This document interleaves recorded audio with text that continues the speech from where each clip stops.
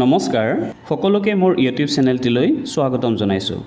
ৰন্ধন কৰ্মীসকলৰ সৈতে জড়িত এটি গুৰুত্বপূৰ্ণ খবৰ লৈ আহিছোঁ এই ভিডিঅ'টিৰ যোগেদি।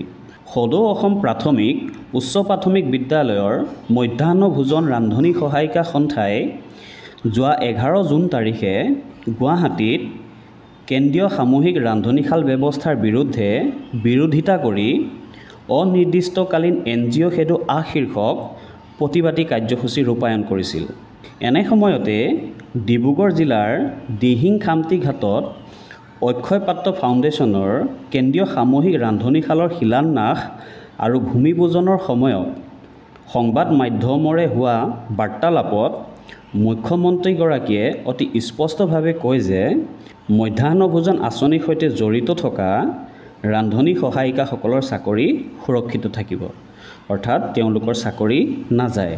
তেওঁ অতি স্পষ্টভাৱে এই কথা জনাইছে। এতিয়াৰে পৰা ৰন্ধন কৰ্মীসকলৰ কাম হ'ব ৰন্ধাৰ পৰিৱৰ্তে বিলোৱা। এই ক্ষেত্ৰত ভুৱা প্ৰচাৰৰ পৰা বিৰত থাকিবৰ কাৰণে মুখ্যমন্ত্ৰীগৰাকীয়ে সকলোকে আহ্বান জনায়। লগতে উল্লেখ কৰে যে ৰান্ধনী সহায়িকাসকলৰ দৰমহা বৃদ্ধিৰ খবৰহে লাভ কৰিব অতি কম সময়ৰ ভিতৰতে।